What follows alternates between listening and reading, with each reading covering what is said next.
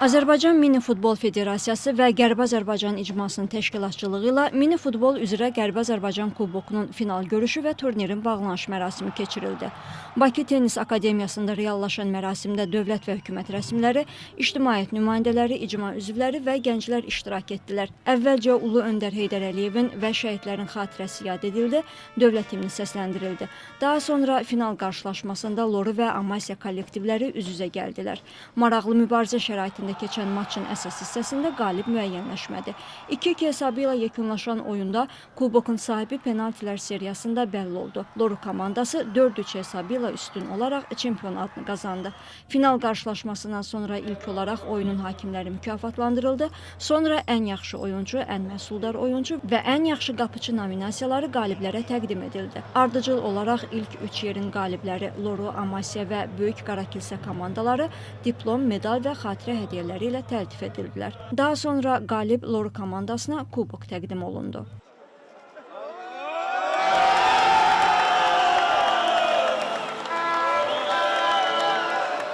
Bu turnirin keçirilməsi onu göstərir ki, mini futbol Azərbaycanda inkişaf edir, maraq artır və bir neçə assosiasiyalar, icmalar, qeyri-hökumət təşkilatları, nazirliklər, dövlət qurumları, onlar bizə müraciət edir ki, çempionatlar keçirilsin və biz bunun təşkilatçısı oluruq.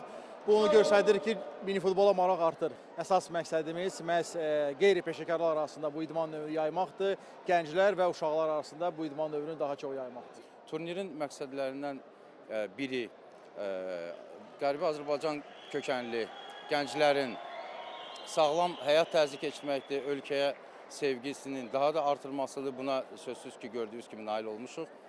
Növbəti turnirin məqsədi Qərbi Azərbaycan icmasının üzvlərindən və Qərbi Azərbaycan kökənli gənclərin iştirakı ilə vahid futbol komandası yaratmaqdır.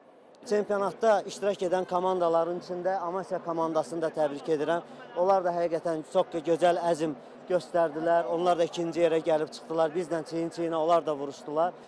Biz həqiqətən heç düşünmürdük açığı ki, yəni penaltı seriyasına gəlib çıxar. Çünki uşaqlar məşq oyunlarında göstərdiyi nəticə bizi o qədər qane etmişik. Düşünürdük ki, elə oyun başlayanda da hamı gördü ki, 0-la biz başlamışıq. Amma bu futboldur. Top yuvarlaqdır. Ya ora gedə bilər, ya bura. Bu oyun həqiqətən çox çətin oldu. Biz belə gözləmirdik.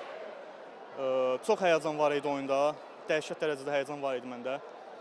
Allaha şükür, əsas odur, qalibiyyət bizim üzümüzdə oldu. Penaltidə özümü çox rahat hiss edirdim. Mən bilirdim ki, yəni bacaracam da bunu. Özümü çox rahat. Oyundansa penallaşmalarda özümü rahat hiss edirdim. Qeyd edək ki, turnirdə Qərbi Azərbaycanın rayon icmalarını təmsil edən gənclərdən ibarət 18 komanda iştirak edib.